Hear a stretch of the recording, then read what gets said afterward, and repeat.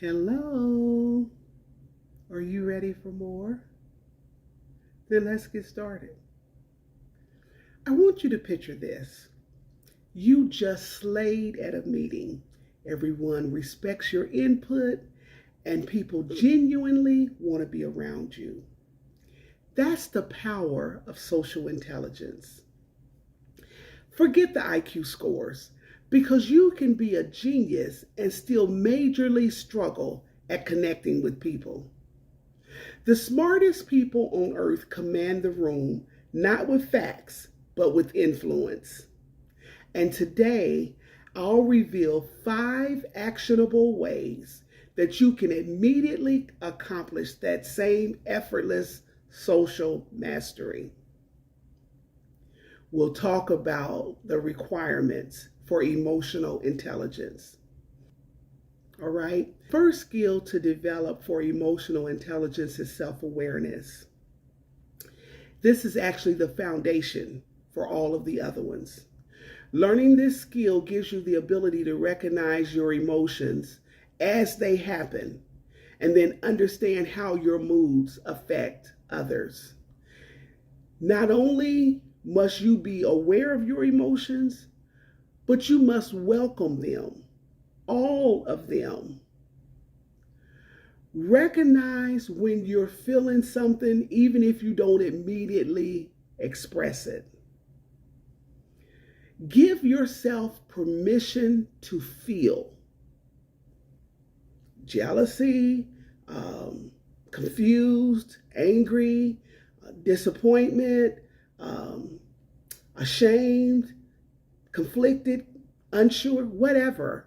Give yourself permission to feel those things.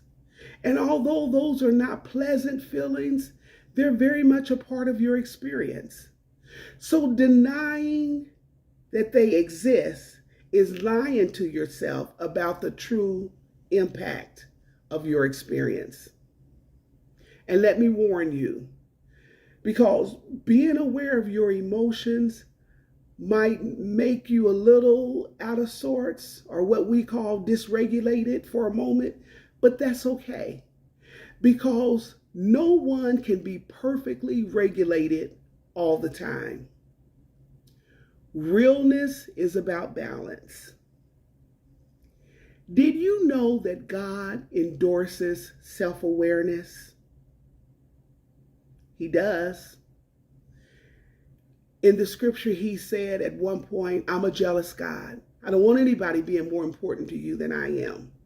Another time he said, it repented me that I even made man. Another time he said, I love the world so much that I gave of myself. Another time he said, I'm slow to anger. Right? And did you know that he's also big on achieving balance? Yes. He said the sun rises in the east and it sets in the west. He said there's a time to love and a time to hate. There's a time to live and a time to die. A time to give and a time to take. Know how to abound and how to be abased. Yeah. We're made in his image and after his likeness. In other words, we're a chip off the old block. So yes, he's about the pleasant emotions, love, peace, joy, happiness, all of those. But he also wants you to appreciate the unpleasant emotions because he gave you the capacity to experience them. The pleasant and the unpleasant emotions are both required in order for you to achieve balance. You cannot appreciate happiness unless you've known sadness. You can't know that you're up unless you've experienced being down, right? And if our Father can admit when he gets jealous, why is it so hard for you and I to admit it? So stop avoiding or denying those unpleasant emotions and stop being afraid of them. Start embracing your total experience. And that doesn't mean to wallow in unpleasant emotions. It doesn't mean to let them consume you, because neither of those responses align with emotional intelligence. It just means embrace them. They make you a fuller and more balanced person. So the action step for self-awareness is to examine your emotions. The next time you have an experience, whether it's pleasant or not, ask yourself, how does this make me feel? And then assign a feeling word to it. Last week we talked about a feelings wheel, or getting a list of emotions.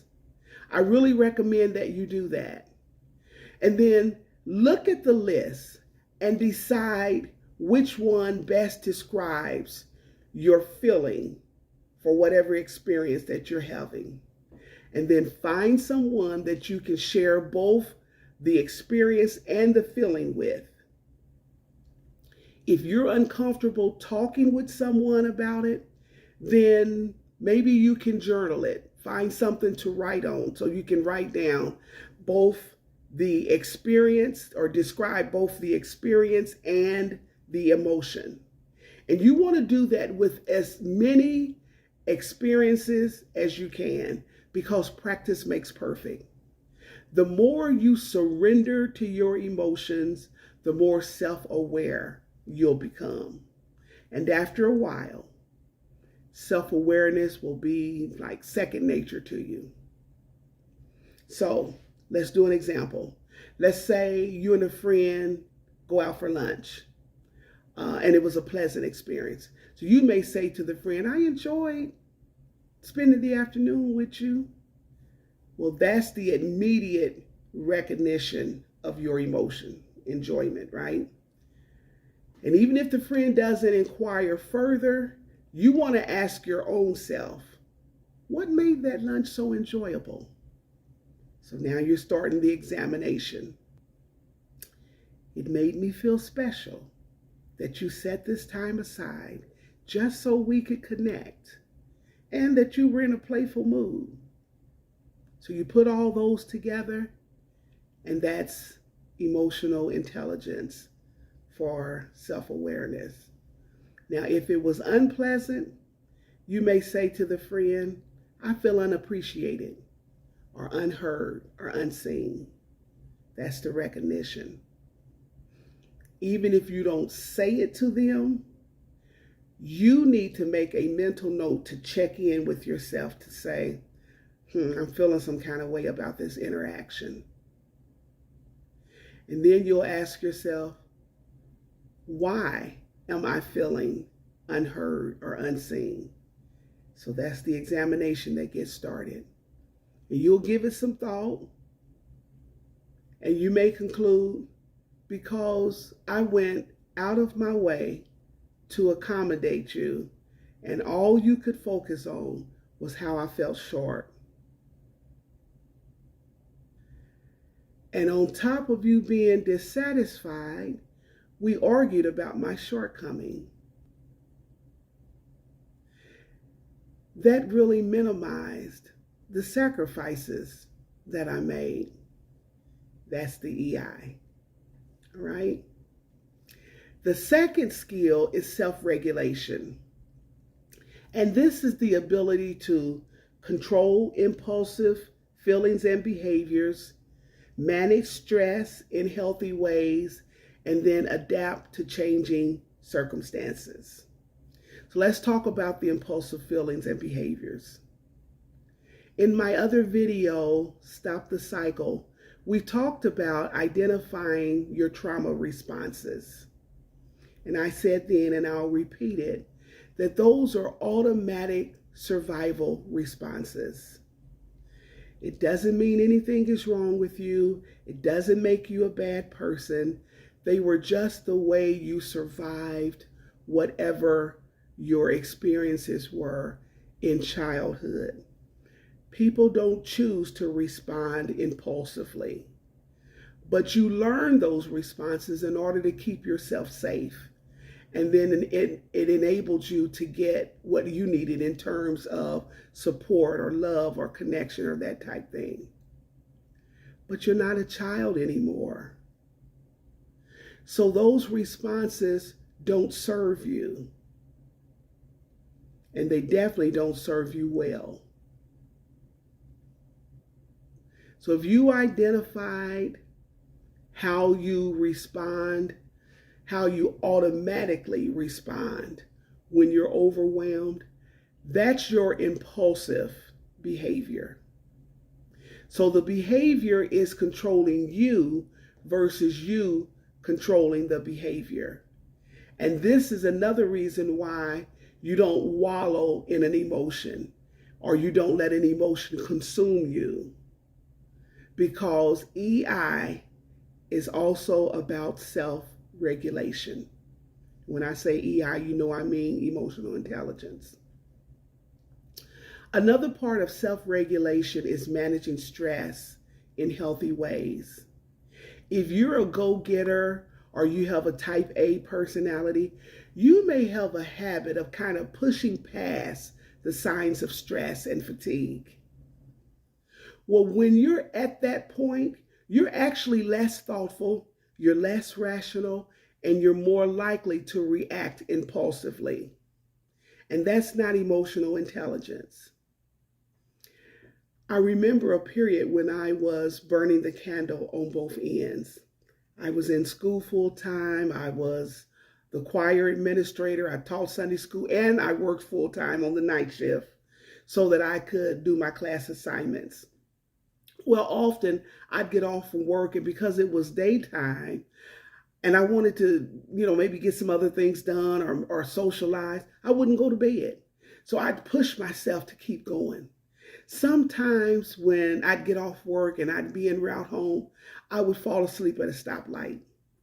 And it was the angry cars behind me blowing that would kind of wake me up. And that's how I would make my way home. Well, one time I fell asleep while driving and I drove across 3 lanes of oncoming traffic down into a ravine with my foot on the gas pedal. And the bumpy terrain shaking my car is what awakened me. And I looked around and wondered, how in the world did I get down in this ravine? But sadly enough, those indicators did not make me rest. I'm not proud of that. I'm just saying that's my experience with some unhealthy habits that I had to work on. But it wasn't until I was at work one night staring at this simple paragraph and rereading and not able to comprehend the content. And then my supervisor walked into the office that morning to relieve me, and I questioned him about why he came in on the night shift. And we then realized that I had slept away the entire shift. And now he really should have fired me, but it was him that identified that I was experiencing burnout, right? So we discussed the events in my life that kind of led up to that point, and he told me how to handle it. And then he authorized, if I'm not mistaken, I think it was like a whole month off. And he advised me to do nothing but rest.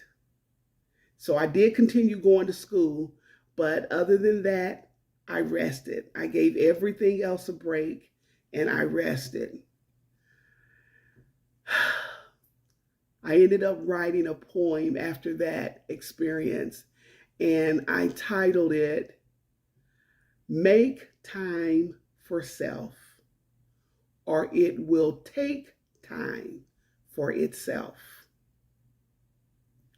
When you don't readily recognize that what you're doing or the experience that you're having is too much for you, you'll get physiological signs that you're stressed.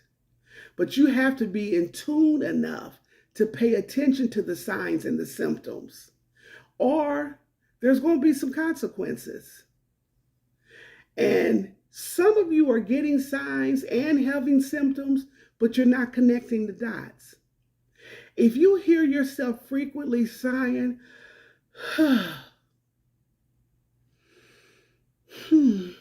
pay attention to that. If you keep having heart scares, pay attention to that and stop convincing yourself that it's just gas. Stress shows up in so many ways, physically, emotionally. You could have like irritability, anxiety, feeling overwhelmed, sadness. Pay attention to all of that. Stop normalizing it. I mean, yes, it's normal. So don't get me wrong. Yes, it's normal. But don't normalize it to the point that you dismiss it. Give it the needed attention, right? We normalize things like irritability because it's so common. And then we snap off on people. You ever had a baby that seemingly couldn't be satisfied? It's crying and bucking and you're guessing, well, maybe it's hungry or wet or wanting interaction, but it won't take a bottle and the diaper is dry and bouncing don't seem to get any results. And then you conclude, he's probably sleepy. And you lay him up on you and he goes right to sleep. That irritability was the baby's body communicating that I'm stressed, right? So stress can show up cognitively by poor concentration, which is what I was experiencing on my job, racing thoughts, poor judgment. It can show up behaviorally. There is a plethora of information out there about stress, signs, and symptoms, and how to deal with it. Take advantage of it and learn how to manage your stress if you want to become emotionally intelligent. Recognizing these various signs is key because they often stem from the body's fight or flight response, which can become constant if you're constantly under chronic stress. And this in turn impacts your mind and body. And we talked about that last week as well. So the last part of self-regulation is adapt to changing circumstances. And you do this by accepting the fact that change is inevitable. It's life. It's going to happen. You can't stop things from changing. So focus on what you can control and then maintain some resilience by routines and self-care. So the action step for self-regulation. This year, and the good thing about it is that the year has just started. So you have what? You have more than 11 months to practice on self-regulation of EI. But this year, I want you to practice self-care by managing your stress. And then make a point to thoughtfully respond to overwhelming situations and people.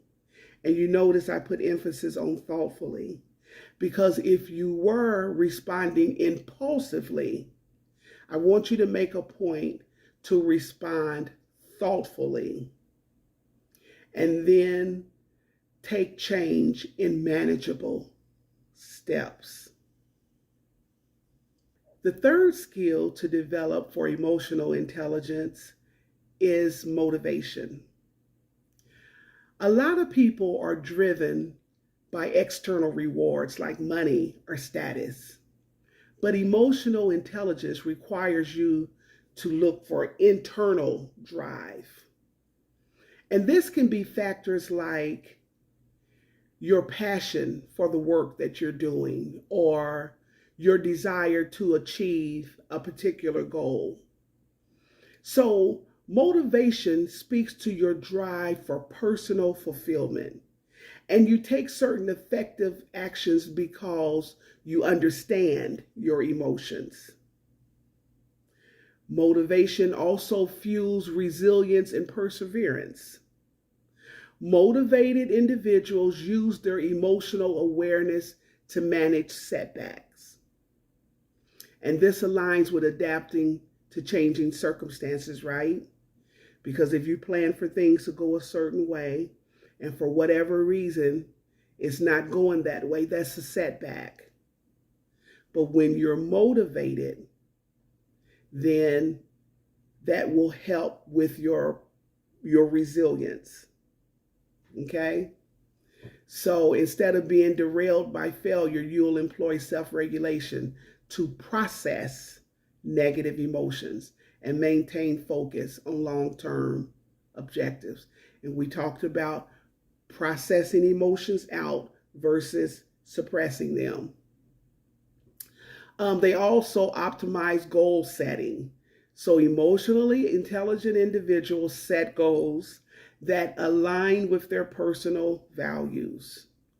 And this alignment makes the pursuit of those goals more sustainable and meaningful because the goals are designed around how you want to feel rather than just external metrics, right? Motivation also promotes a growth mindset. So a key aspect of emotionally intelligent driven motivation is optimism. And that's the ability to see challenges as opportunities for learning rather than insurmountable obstacles.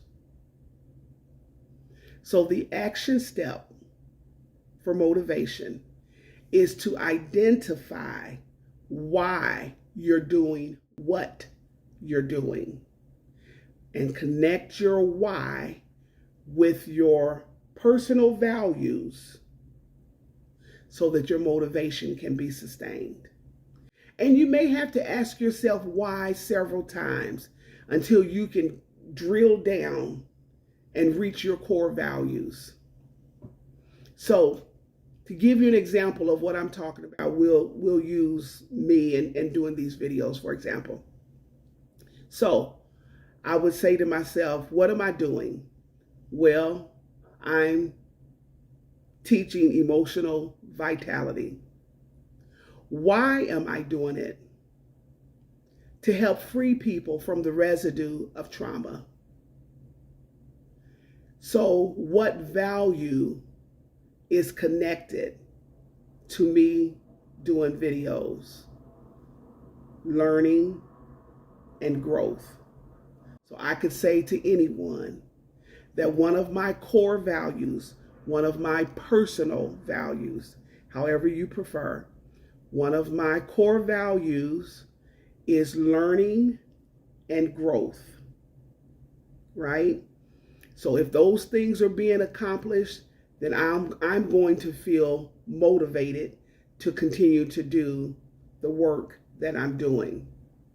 So instead of just teaching a lesson, I connected with a deep-seated personal value, and then this helps me stay engaged and find fulfillment even when developing content might become tedious or difficult.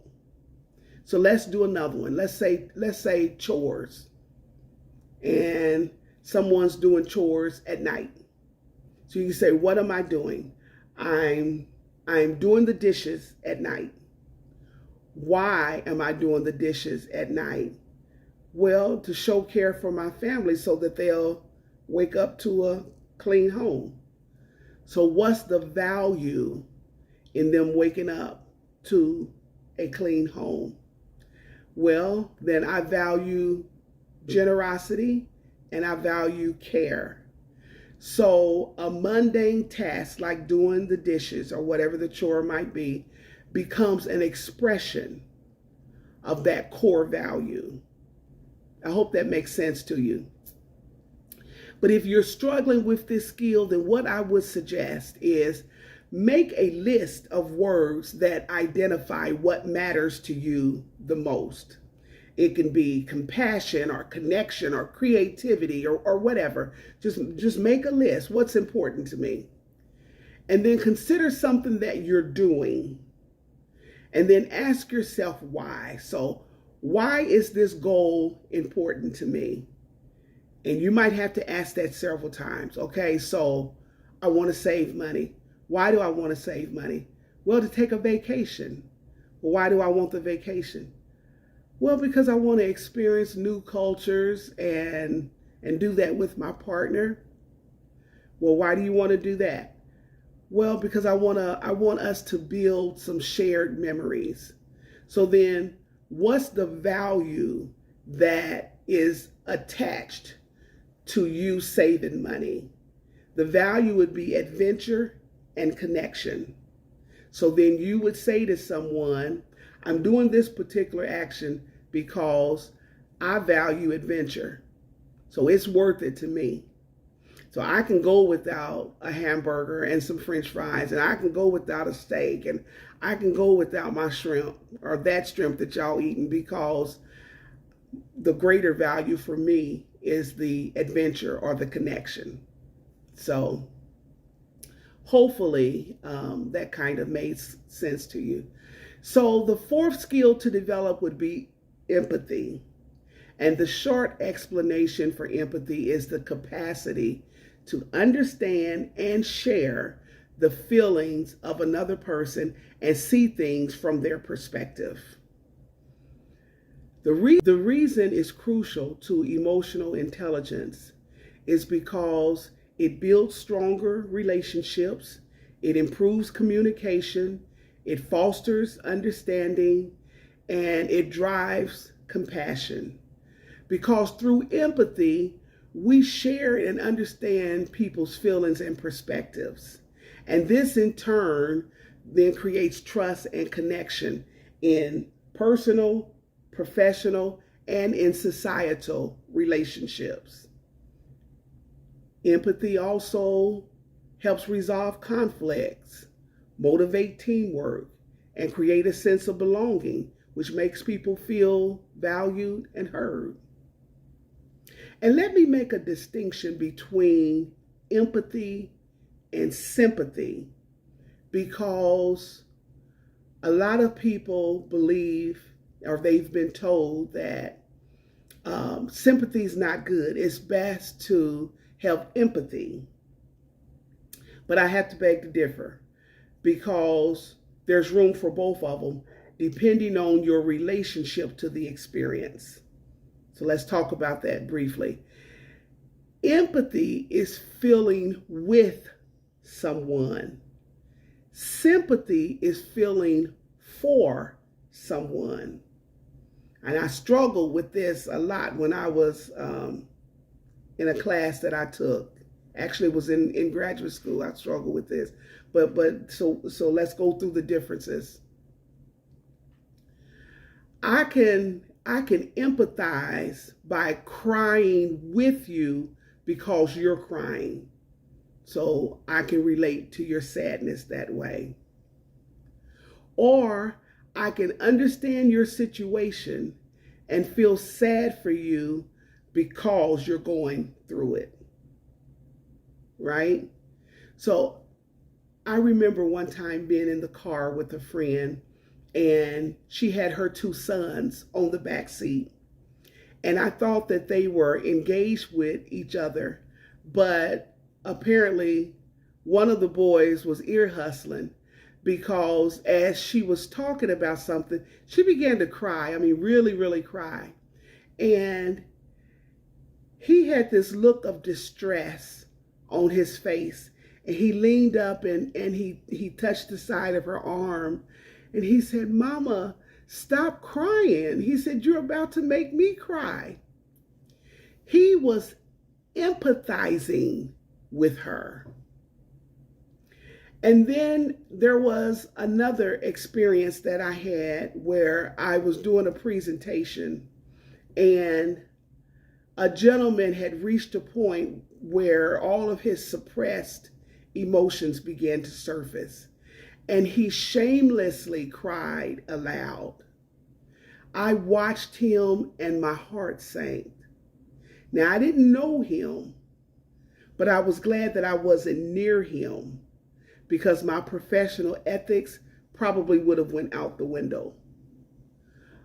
But thankfully, my sister was also there, and I was able to instruct her to give him a Kleenex. And she went a step further and she put her arms around him. Now, although neither of us cried with him, what I experienced was empathy, but what I expressed was sympathy. What my sister expressed was empathy. So regarding perspective, sympathy is felt from your own point of view. You recognize the other person's hardship, but you maintain an emotional distance. Empathy involves you stepping into their shoes to understand or share their emotional state from their perspective. And just so you know, both of them are endorsed in the Bible. With empathy, you want to build trust, resolve conflict, or support someone that's close to you in some kind of meaningful way. And it's actually crucial in leadership, but it's especially crucial in close personal relationships. So the action step for empathy is to focus on the person's experience. And you do this by actively listening, not telling them, oh, I can multitask while you're typing. I'm listening. No. I'm hearing every word you say. Keep talking. I'm with you. No, actively stop what you're doing and listen to what they're saying. Ask thoughtful questions and validate their emotions without judging them so that you can practice grasping their perspective. And then offer your support.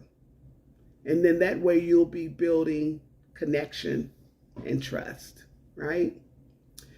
The last skill that you'll want to develop for emotional intelligence is social skills. And this just means managing relationships so that you can move people in desired directions.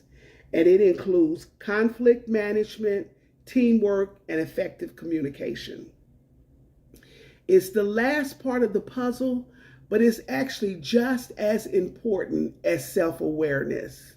Remember, we said self-awareness was foundational. Well, this is just as important because it allows you to take everything that you learned about your internal awareness and then translate that into external action. So developing this actually increases your overall EQ by creating a feedback loop. This feedback actually sharpens your empathy and your self-regulation through real-world interaction. So, social skills involve conflict management. We said that. And managing conflict successfully requires you to remain calm under pressure. So these type of social demands train you to pause before you react. And then that strengthens your ability to self-regulate. When you're self-regulated, you're better able to de-escalate tension and tactfully find win-win solutions. The last part of social skills is effective communication. Meaningful communication just requires understanding the other person's point of view, right? Which directly exercises the empathy component of emotional intelligence, because it requires you to focus then on the speaker and understand their emotional intent and not just their words. So practicing skills like active listening and reading the room, it forces you to tune in to nonverbal cues like a person's tone that they're using or their body language. And this builds your capacity for empathy and social awareness. So, we said a lot, so let's summarize. Emotional intelligence requires 5 things of you: self-awareness, self-regulation, motivation, empathy, and social skills. Self-awareness is the foundational skill that the others are built on. Self-regulation requires you to control impulsive behaviors and manage your stress. Motivation requires you to understand your own personal core values. Empathy or sympathy can be appropriately expressed depending on the situation. And social skills are equally as important as self-awareness because they turn all of your internal awareness into external actions. So, I'll stop there, and I want you to hold that thought until you're ready for more. And in the meantime, let's grow on purpose.